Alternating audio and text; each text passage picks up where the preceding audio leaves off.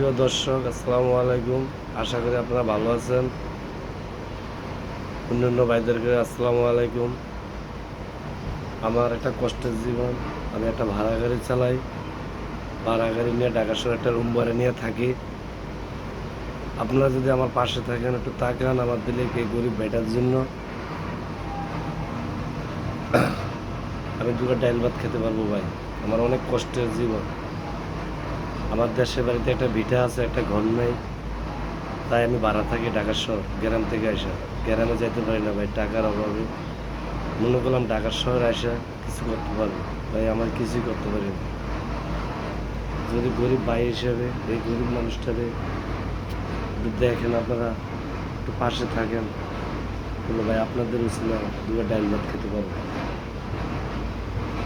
কী করবো দর্শক, দুঃখের কথা, ভালো একটা জামা কিনতে পারি না। এই যে একটা পুরানো জামা গা দিয়ে দর্শক আপনাদের সামনে দাঁড়াইছি, আমার একটা লজ্জা লাগে। ভালো একটা ড্রেস পরতে পারি না টাকার অভাবে, ভালো একটা জিনিস খেতে পারি না টাকার অভাবে। সবারই তো একটা আশা ভরসা, একটা স্বপ্ন থাকে। তা আমার জীবনে কোনো আশা স্বপ্ন কিছুই হলো না। ভালো একটা থাকার মতন একটা ঘর করতে পারলাম না। থাকার মতো চলার মতন কিছু তেমন একটা টাকা পয়সাও নাই। থাকার মতো একটা পরিবেশও নাই। তাই আমি একটা রুম ভাড়া নিয়ে থাকি, মাসে 4,000-5,000 টাকা দিতে হয়।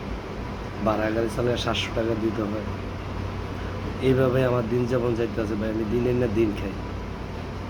তো আমার গরিব ভাইটার জন্য যদি আপনাদের একটু দয়া হয়, মায়া হয়, যদি একটু রহমত করেন ভাই আমার প্রতি, তো আপনাদের উছিলা ভাই দুবার ডাইল ভাতও খেতে পারবো না।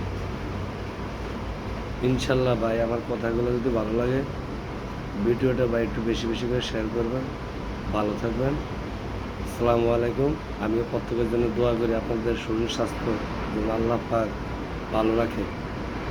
ভাই অন্তত ভাই, আমি গরিব ভাইটা কিছু দিতে পারবো না, কিন্তু মন থেকে আপনাদের জন্য ভাই দোয়াটা করতে পারবো।